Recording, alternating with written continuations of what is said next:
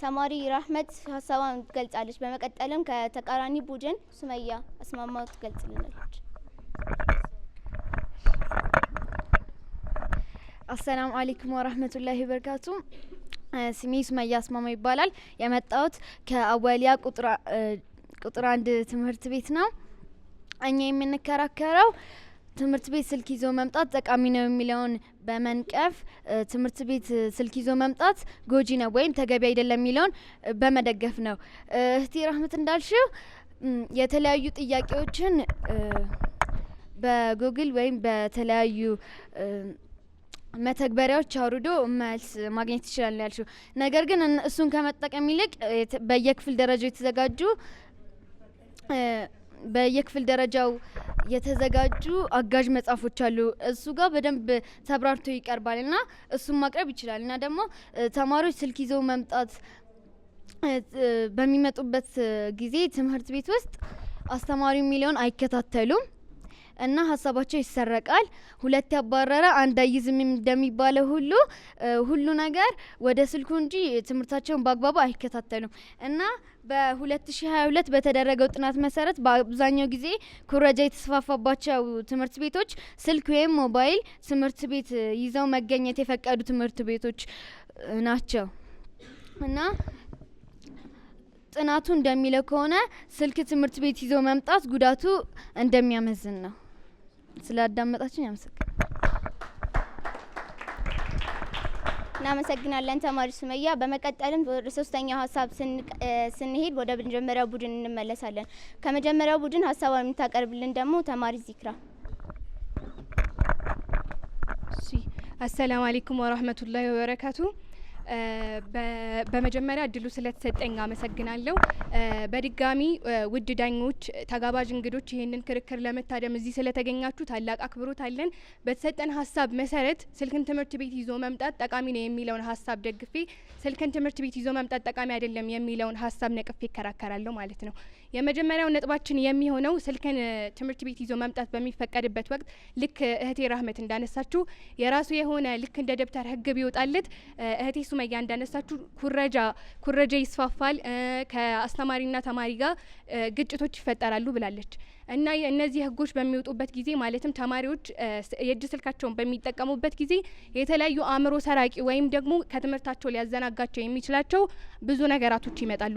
እነዛም በማስወገድና ተማሪው የሚጠቀመው ነገር ወላጅና ትምህርት ቤቱ መመልከት የሚችልበትን መተግበሪያ አፕላይ ማድረግ ይቻላል ማለት ነው። በተጨማሪም ይሄ ስለ ኩረጃ እህቴ ሱመያ ያነሳችው ነገር ልክ ይሄ ህግ ከወጣለት ተማሪዎች የሚጠቀሟቸው ነገራቶች ሙሉ አስተዳደርና ወላጆች እጅ ስለሚገባ ኩረጃን የመቀነስ አቅሙ ከፍተኛ ነው። በተጨማሪም ደግሞ ከዚህ አያይዤ የማነሳው ሀሳብ ምንድነው፣ ኩረጃን እንትን ይላል ስቲ አሁን ፈተና ላይ ደብተሮችን ይዘሽ ትገቢያለሽ? አትገቢም። እነዚህም ስልኮችም ደግሞ ውጪ ማስቀረት እንችላለን ማለት ነው። እና ሀሳብ ይሄንን ይመስላል። እህቴ ትቀጥላለች። አመሰግናለሁ። ተማሪ ዚክራ ከልባችን እናመሰግናለን። የዚክራን ሀሳብ የሚነቅፍ ደግሞ ከዚህኛው ቡድን ተማሪ ኢልሃም። አመሰግናለሁ። በመጀመሪያ ስሜ ኢልሃም አባስ ይባላል። ከዚህ ከመሀላቸው የተገኘበት ምክንያት ትምህርት ቤት ስልክ ይዞ መምጣት ጥቅም አለው የሚለውን ቡድን ነቅፌ ጉዳት አለው ከሚለው ቡድን ቆሜ ነው። አሁን እንድትከታተሉኝ በአክብሮት እጠይቃለሁ። በመጀመሪያም ስልክ ጥገኛ ያደርጋል እና በጣም ያዘናጋል። ለሱም በምሳሌ እንዳቀርብላችሁ አንድ የቤት ስራ ከተሰጠ በተለያዩ ስልክ ላይ መጻፍ ሊኖር ይችላል እና ክላስ ውስጥ ስልክ ይዤ ከሄድኩ ምን ችግር አለ ክላስ ውስጥ እጽፋለሁ በሚለው ሰበብ የተነሳ ቤት ውስጥ የቤት ስራ የሚሰጠው ቤት ለመስራት እንጂ ክላስ ለመስራት አይደለም። ስለዛ ቤት ውስጥ አልባሌ የተባሉ በተለያዩ ነገሮች ሊያሳልፍ ይችላል እና ይህን ክላስ አንጥቶ በሚሰራ አስተማሪው ሊያርም በመጣ ጊዜ ቶሎ ብሎ ቸኩሎ በቃ ከተማሪ የተሳሳተ መልስ ከምገለብጥ በሚለው ሀሳብ ከነ ጥያቄው ከነ መልሱ ከስልኩ ሊገለብጥ ይችላል። ይሄን ደግሞ ጥገኛ ያደርገዋል። እንደገናም እስካሁን አሁን በየትምህርት ቤታችን ያሉት የተለያዩ ተማሪዎች አሉ ጎበዝ የምንላቸው እነሱ እስካሁን ስልክ ሳይዙ ነው ይሄን ደረጃ ይደርሱት። ስለዛ ስልክ ይዞ መምጣት ጥቅም የለውም። ስልክ ይዘን ሳንመጣ ከእነሱም በላይ እነሱንም ማከል እንችላለን። ቅድም እህቴ ዳንያ እንዳለችው የወገብ ተማሪ አሁን እዚህ ትምህርት ቤት የሚመጣ ለመማር ነው። ስለዚህ የተለያዩ ማቴሪያሎችን ይዞ መምጣት አለበት። ይሄ ግዴታው ነው። ለዛም መጽሐፉና ደብተሩን ይዞ መምጣት የወገብን እብጠት ያስከስታል ብላለች እና ይሄ ደግሞ ቢሆን እንኳን የወገብ ጉብጠት ቢደረግ እንኳን ማለት ተማሪ ሊማርስ ከመጣ ድረስ ይዞ መምጣት አለበት። ደግሞ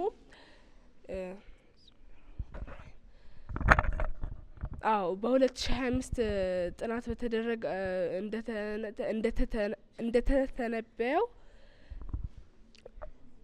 ተማሪዎች ወደፊት የሚወለዱ ልጆች አብዛኞቹ ወገበ ጎባጣ ነው የሚሆኑት። ምክንያቱም አብዛኛውን ጊዜያቸው በስልክ ላይ ስለሚያሳልፉ ነው ያሉት። ለደብተር ቅድም እህቴ ራህመት እንዳለችው ለደብተር ህግ አለ። ስለዚህ ለሞባይልም ህግ ሊኖረው ይችላል። ይሄ ህግ የሚኖረው ተማሪ የተለያዩ ማጭበርበር ሊያስከስት ይችላል። ደብቆ ፍተሻ ቢኖር እንኳን ደብቆ በጓደኛው አስልኮ እንደምንም ክላስ አርግቶ ሰርች አርግቶ ስልኩን ሊሰራ ይችላል፣ በስልክ ሊሰራ ይችላል። ስለዛ ስልኩን ደግሞ በዚህ የተነሳ ጥገኛ ሊያደርገው ይችላል። አመሰግናለሁ። እሺ፣ አሰላሙ አለይኩም ወራህመቱላሂ ወበረካቱ።